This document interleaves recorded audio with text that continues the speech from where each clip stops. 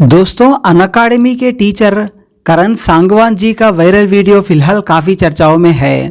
इस वीडियो में वो अपने स्टूडेंट्स से ये बताते हुए दिखाई दे रहे हैं कि आप सिर्फ और सिर्फ अगली बार पढ़े लिखे नेताओं को ही वोट करें, आप अनपढ़ नेताओं को कभी वोट ना करें जो सिर्फ नाम बदलना ही जानते हों।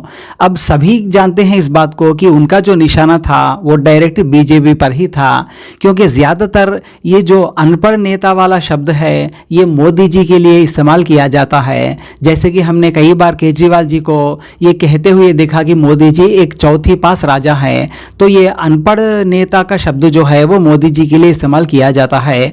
और ये नाम बदलने वाली जो प्रक्रिया है ये योगी आदित्यनाथ जी काफ़ी बार कर चुके हैं, शहरों के नाम बदल चुके हैं। तो ये तो साफ है कि करण सांगवान जी का जो इशारा था वो सीधे सीधे बीजेपी की तरफ था। अब इसके बाद हुआ ये कि जिस अनअकैडमी में वो काम किया करते थे वहाँ से उन्हें निकाल दिया गया नौकरी से, ये कहते हुए कि उन्होंने रूल्स और रेगुलेशंस का उल्लंघन किया है, इस वजह से उन्हें नौकरी से निकाल दिया गया। अब इसको लेकर सामाजिक कार्यकर्ता काफ़ी आक्रोश में है।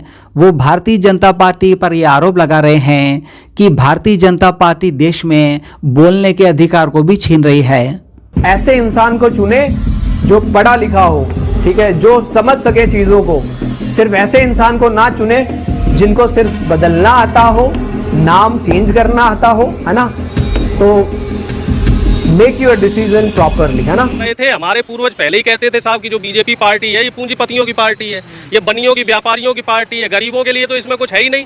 बस ये है कि जो युवा पीढ़ी है वो सोशल मीडिया के भ्रमजाल में 2014 के दौर में फंस गई। अब फंस गई, उसको भुगत रही है, रोजगार मिल नहीं रहा, महंगाई आप देख रहे हो बढ़ती जा रही है। अब टमाटर थोड़ा सा कम हो रहा तो प्याज के दाम बढ़ रहे हैं। कुल मिला जुला के गरीबों की जेब लूटने का काम किया जा रहा। शिक्षा वो महंगी कर दी, चिकित्सा वो महंगी कर दी इन्होंने। तो लूट खसोट जो है पूरी तरीके से मची पड़ी है। कोई कुछ बीच में बोल दे तो उसके लिए जो है 50 केस उस पर लग जाते हैं, सीबीआई ईडी के उस पर छापे पड़ जाते हैं। आप देख लो, एक अनअकैडमी का एक केस भी आया है सामने।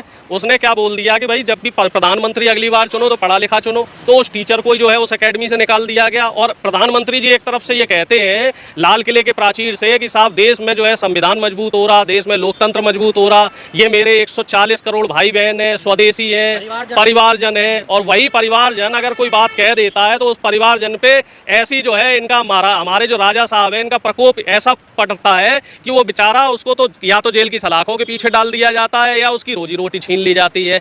मध्य प्रदेश हो, उत्तर प्रदेश हो, तमाम जगह आप देखो बीजेपी के नेता दलितों, शोषितों, वंचितों के साथ क्या कर रहे हैं। कोई पेशाब कर रहा है, कोई घसीट घसीट के मार रहा है। अभी कुछ दिनों शायद 2 दिन पहले की बात है, उत्तर प्रदेश में एक दलित बच्ची का सामूहिक बलात्कार किया गया सिर्फ आपसी उसकी खुन्नस की वजह से। और वो बच्ची रो रही थी, चिल्ला रही थी कि मम्मी पापा मुझे बचा लो, लेकिन उसकी कोई सुनने वाला नहीं है। हमें तो ये समझ नहीं आ रहा कि जहाँ जहाँ बीजेपी की डबल इंजन सरकार है वहीं वहीं इस तरीके से दलित, शोषित और वंचितों के ऊपर अत्याचार क्यों हो रहा है। ये कैसी लोकतंत्र की सरकार है, ये कैसी संविधान वाली सरकार है, ये हमें समझ नहीं आ रही भैया। वही तो हम कह रहे हैं कि प्रधानमंत्री जी एक तरफ तो कहते हैं कि भाई हेट स्पीच मत दो, प्रधानमंत्री एक तरफ संविधान की बात करते हैं, और ये पीछे के रास्ते से जो इनके आसपास के जो घेरा है जिसमें तमाम आईएएस लॉबी है, इस आईएएस लॉबी को खुली छूट इन्होंने दे रखी है। या तो इन्हें खुली छूट मिली है या फिर ये जो लॉबी है वो इनकी सुन नहीं रही है। भाई दो बातें हो सकती हैं, या तो प्रधानमंत्री के बस में कुछ नहीं है या फिर प्रधानमंत्री जानबूझ के इसको करवा रहे हैं। इसके पीछे कौन लॉजिक है? क्योंकि जो लॉजिक है वो मैं समझा रहा हूँ।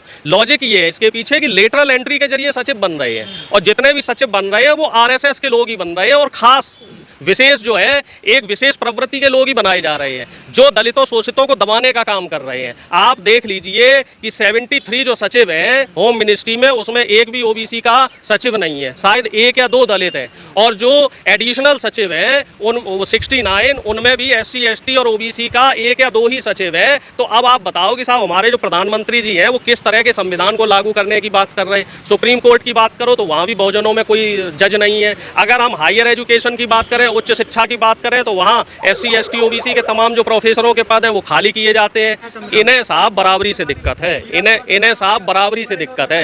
ये नहीं चाहते कि कोई गरीब का बच्चा पढ़ के बराबरी से जिए।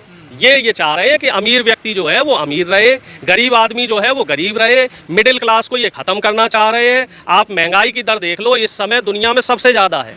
7.7% महंगाई दर है। पिछले 1.5 साल में हमारे यहाँ जो महंगाई दर बढ़ी है वो पूरे दुनिया के सारे रिकॉर्ड तोड़ दिए। पूरे दुनिया में जो इस समय महंगाई दर है वो उसका एवरेज निकाला है तो वो 2.3% है और हमारे यहाँ 7.7% है। और अगर प्रति व्यक्ति आय की बात की जाए तो जो बड़े बड़े देश हैं वहाँ से हमारे यहाँ की जो इनकम है वो काफ़ी गुना कम है। तो ये जो एक बना रहे हैं कि महंगाई बढ़ाते जा रहे हैं और रोजगार जो है और आमदनी जो आम आदमी की है वो कम करते जा रहे हैं, उससे जो मिडिल क्लास है उसके ऊपर असर पड़ रहा है, गरीब और गरीब होता जा रहा है। नया संविधान साहब जो 200-400 साल पहले था ना उसी हिसाब से बनाएंगे, बड़ व्यवस्था लागू करेंगे।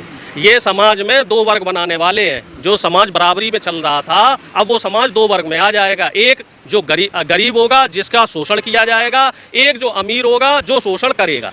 मिडिल क्लास बिल्कुल खत्म हो जाएगा, शिक्षा का अधिकार सिर्फ अमीरों को रहेगा, गरीब बेचारा बंधुआ मजदूरी करेगा। जो काले कानून लाए थे किसानों के तो वो एक प्रक्रिया थी, तो उस प्रक्रिया में ये लोग उस समय कामयाब नहीं हो पाए, लेकिन ये चोर दरवाजे से अब फिर कुछ नया प्रपंच रचने की तैयारी में है। और जिस तरीके से मोदी जी की जो प्लानिंग है कि साहब हम 2047 तक रहेंगे, और अगर ये लोग रह गए, भगवान ना करे हमारे देश की जनता इनके झूठ में फिर फंस गई और अगर ये आ गए तो आप लोग गुलामी के लिए तैयार हो जाइए। जो बोलने की आज़ादी थोड़ी बहुत जो हमें संविधान ने दे रखी है वो आज़ादी भी खत्म हो जाएगी। हमारे देश के जो हालात हैं वो हालात इतने बद से बदतर हो जाएंगे, मैं कह रहा हूँ तालिबान से भी ज़्यादा बदतर हो जाएंगे। किसी को बोलने की आज़ादी नहीं होगी। जिस तरीके से चीन में डिक्टेटरशिप चल रही है, कोरिया में चल रही है, उसी तरह के हालात हमारे यहाँ हो जाएंगे।